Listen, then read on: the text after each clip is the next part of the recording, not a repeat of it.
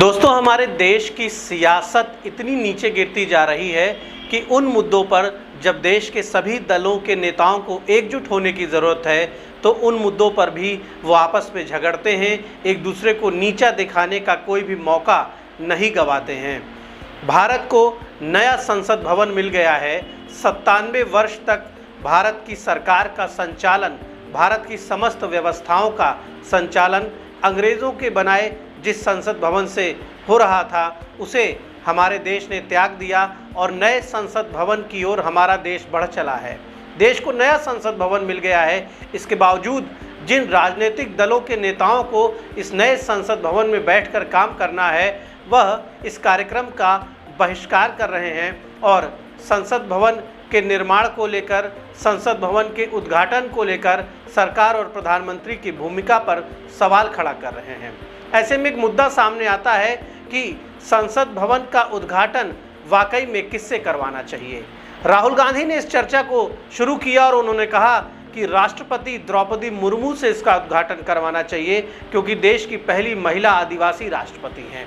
लेकिन देश के लोगों को वो वक्त भी याद है जब राष्ट्रपति का चुनाव हो रहा था और ये जानते हुए भी कि देश की एक पहली महिला आदिवासी राष्ट्रपति पद के लिए चुनी जा रही है तो कांग्रेस समेत तमाम विपक्षी दलों ने जमकर उनका विरोध किया था, उनका मजाक भी उड़ाया था। और इतना ही नहीं, उनके निर्वाचित होने के बाद संसद के अंदर कांग्रेस के एक सांसद ने उनके लिए बेहद घटिया और आपत्तिजनक भाषा का इस्तेमाल भी किया था।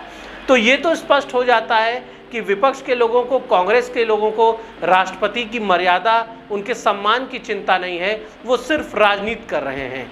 लेकिन यहाँ पर एक सवाल और बनता है कि आखिरकार हमारे देश का राष्ट्राध्यक्ष कौन है। भारतीय संविधान के मुताबिक हमारे देश का राष्ट्राध्यक्ष हमारे राष्ट्रपति होते हैं।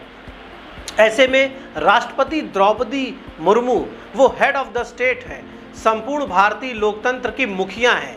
पहला अधिकार उन्हीं का बनता है देश की संसद के उद्घाटन का, क्योंकि देश की संसद देश की सर्वोच्च संस्था है, देश की विधायिका का मुख्यालय है, जहां से देश में बनने वाले, देश में लागू होने वाले समस्त कानूनों पर चर्चा होती है और निर्णय होता है कि कौन सा कानून देश में लागू होगा, कौन सा कानून नहीं लागू होगा। देश हित के सारे विषयों पर संसद में ही चर्चा होती है।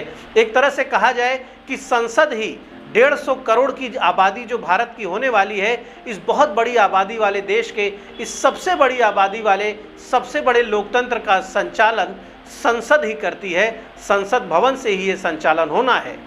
ऐसे में ये राष्ट्रपति का नैसर्गिक और संवैधानिक अधिकार बनता है कि उनसे ही संसद भवन का उद्घाटन कराया जाए। संसद के 3 मुख्य अंग होते हैं, राज्यसभा, लोकसभा और राष्ट्रपति। इन तीनों अंगों में राष्ट्रपति सर्वोच्च होते हैं क्योंकि राष्ट्रपति के अभिभाषण से ही संसद सत्र की शुरुआत भी होती है। ऐसे में ये स्पष्ट है कि राष्ट्रपति का नैतिक और संवैधानिक वजन प्रधानमंत्री से कहीं ज़्यादा है।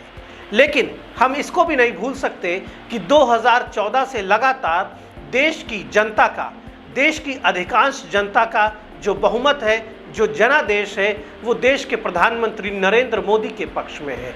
लोकतंत्र में जनता की इच्छा को सर्वोच्चता दी जाती है। लोकतंत्र में जनता जो चाहती है वही सबसे बड़ा विषय है।